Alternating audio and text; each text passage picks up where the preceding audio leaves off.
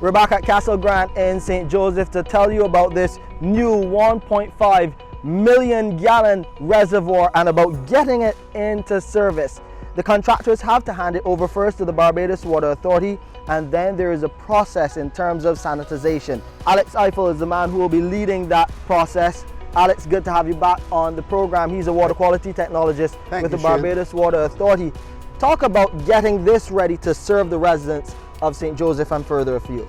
Now, like anything dealing with water quality and sanitization, first we have to physically clean that tank, a process that might take a day because, as you can see, it's a pretty big structure. Now, once that physical process, basically cleaning it out, sweeping, has been done, we will then move to the true sanitization process. It's filled with water and hyperchlorinated. That is, you add chlorine at a level that will kill any bacteria. It is then drained and filled again and tested. That test is a bacteria sample is taken to the best the Santos Public Health Laboratory, and once there is no presence of bacteria, the tank is then ready for service. Now, once that happens and all the connections to the tank are sanitized, we can then refill and put it into supply. So you have the cleaning of the tank, physical cleaning, a day, filling probably 8 hours, then the disinfection process is 24 hours, then once you take the sample, it's another 24 hours, as it takes 24 hours for a bacteriological plate to grow.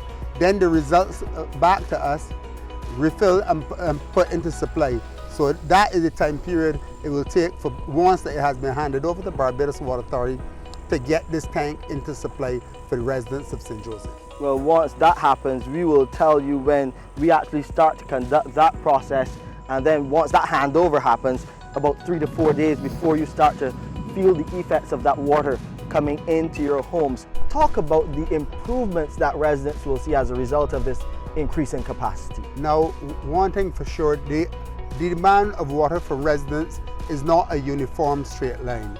People get up in the mornings and there's a high demand in the mornings. They come home in the evenings, there's a high demand.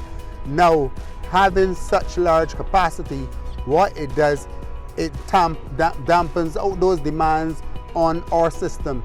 So we will be constantly pumping the reservoir is full, and the reservoir itself will respond to those demands. So while the customer will not see the shortage, the demand in the reservoir, the level of the reservoir will rise and fall depending on the demand of the public. So the public will then be exposed to a constant supply of water.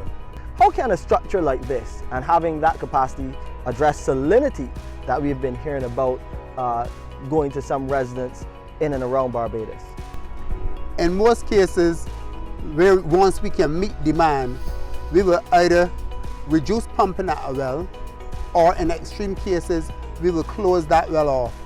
However, the most practical system we use is to use tanks like these to blend water from more than one source, because all our wells are not impacted the same way with salinity.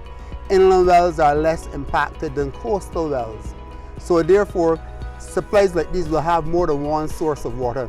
So we blend those waters in a system like this, and this gives us that capacity. And therefore, once it's blended here, the customer does not feel the impact of high salinity at their homes. So it's blended here and then distributed to the public.